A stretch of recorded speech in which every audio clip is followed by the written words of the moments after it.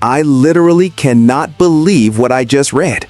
Hold your breath, football fans, because a massive situation is unfolding that links the past and the present of one of the league's most dominant physical forces. We are talking about a star wide receiver who was once the face of a franchise and is now making waves in a whole different city. But a dark shadow from his time with his former team has just resurfaced in the most explosive way possible during a game in Detroit. This isn't just a sideline flare-up, it is a deep-seated personal conflict involving allegations of racial remarks and a history that team security has been tracking for over a year.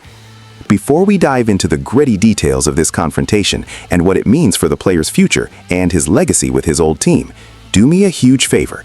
Hit that like button, subscribe to the channel so you never miss a breaking update, and drop a comment right now with your name and the city you are watching from. We want to know who's part of the 12s family and the broader NFL community today. Let's get right into the heart of this breaking news.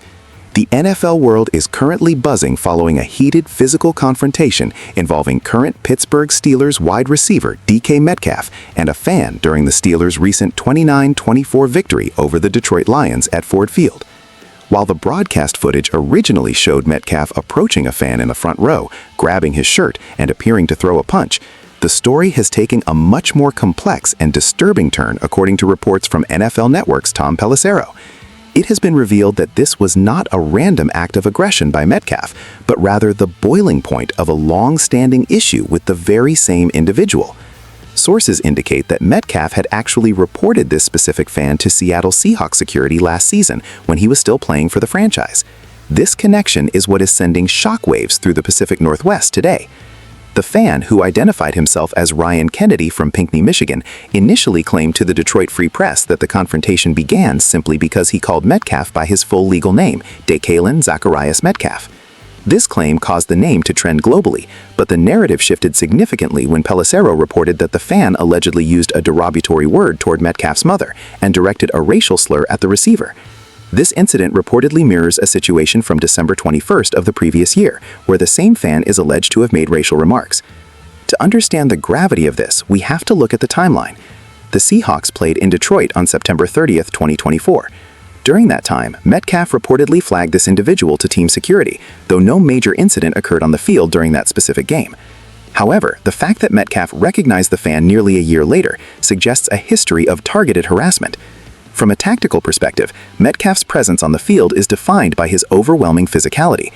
At 6'4" and 235 pounds with 4.33 speed, he is a physical marvel, but that same intensity often makes him a target for opposing fans looking to get under his skin. Throughout his career, which includes 112 games and totals of 497 catches for 7,174 yards and 54 touchdowns, Metcalf has often walked the fine line between competitive fire and losing his composure. This latest incident, however, reframes many of his past outbursts. If he was indeed being subjected to racial abuse and personal attacks on his family by a repeat offender, the league's review process will have to weigh the provocation heavily. Speaking of the league, the NFL is currently reviewing the footage for potential discipline. Because officials on the field did not see the incident, no penalty was called during the game, allowing Metcalf to finish with 4 catches for 42 yards. The potential for a fine or even a short-term suspension looms large, which would be a massive blow to the Steelers' offensive rhythm as they fight for playoff positioning. Historically, the NFL has taken a hard stance on players entering the stands or making physical contact with fans, but the league also has a growing sensitivity toward player protection against racial abuse. Comparing this to previous incidents like the Malice at the Palace in the NBA or various NFL sideline scuffles, the element of a stalker-like fan who follows a player across different team matchups adds a layer of security failure that the league must address. Financially, a suspension would cost Metcalf a significant portion of his base salary and could impact the Steelers' salary cap calculations if they need to elevate players from the practice squad to cover his absence. For the Seahawks fans, this hits home because it suggests that the organization was aware of a threat to their star players' well-being, and perhaps more could have been done to ban the individual from league stadiums sooner. The fact that Metcalf felt the need to take matters into his own hands in 2024 shows a frustration with the system's inability to protect players from verbal assault. Looking at the upcoming schedule, any discipline would disrupt a Steelers wide receiver room that has already dealt with its fair share of personality clashes and performance consistency issues.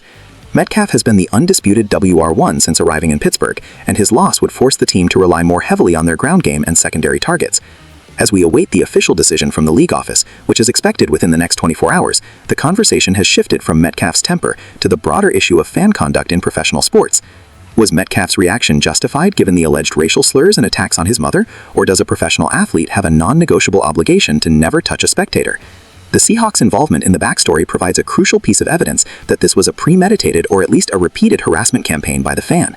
This story is far from over, and the repercussions will likely be felt by both the Steelers and the Seahawks security departments as they reevaluate how they handle identified troublemakers in the stands. We will continue to monitor every update, every stat, and every league statement to bring you the full picture of how this impacts the career of one of the most exciting players in football today.